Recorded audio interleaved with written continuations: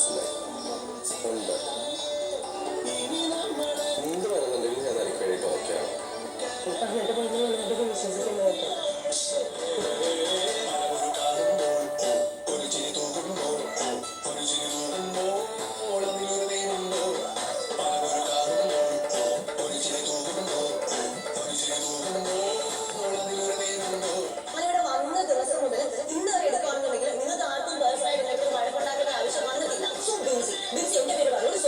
എന്നാണ് പറഞ്ഞത്.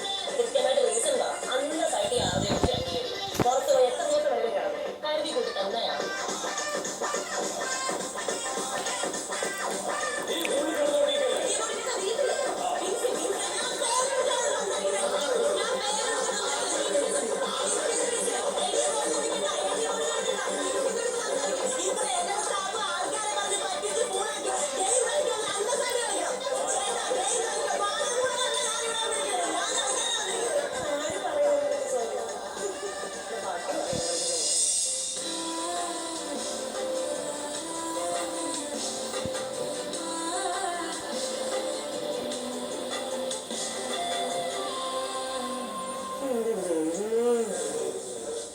വീട്ടുകാരെ കണ്ടൊരു യാത്ര പറഞ്ഞിട്ട് നമുക്ക് വീട്ടിലേക്ക് പോവാം. ബിൻസി നിങ്ങളോടൊരു യാത്ര പറയാൻ വേണ്ടി ഇവിടെ നിൽക്കുകയാണ്. എന്താണ് ബിൻസി പറയാനുള്ളത്? എനിക്ക് അവിടെ നിന്ന് കൊതി തീർന്നിട്ടില്ല. അവിടുന്ന് ഞാൻ കരയണ്ടെന്ന് വിചാരിച്ചാണ്. പക്ഷെ ഇവിടെ വന്നപ്പം കൈപോയി. എല്ലാരും മിസ് ചെയ്യും. എല്ലാരും നല്ലപോലെ കളിക്കുക. എല്ലാരും പരിചയപ്പെടാൻ പറ്റിയതിലും ഇത്രയും ദിവസം കൂടെ നിൽക്കാൻ പറ്റിയതിലും വഴക്കുണ്ടാക്കാൻ പറ്റിയതിലും ഒക്കെ ഒരുപാട് സന്തോഷമുണ്ട്.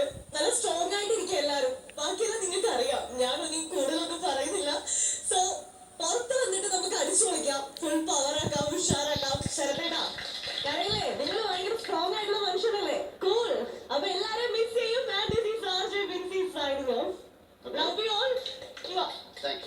പറഞ്ഞു വിടാതിരിക്കാൻ എന്തെങ്കിലും മാർഗമുണ്ടോ? നമുക്ക് നോക്കാം. നമ്മുടെ ഡിസയറുകൾ നമ്മുടെ ആഗ്രഹങ്ങൾ നമ്മളെ സഹായിക്കുന്നതാണ് പറയാൻ. ഞാൻ പണ്ട് ഒരു വേദിയിൽ ഇതുപോലെ ഒരുപാട് സന്തോഷം വന്നിട്ട് കരഞ്ഞിട്ടുണ്ട്.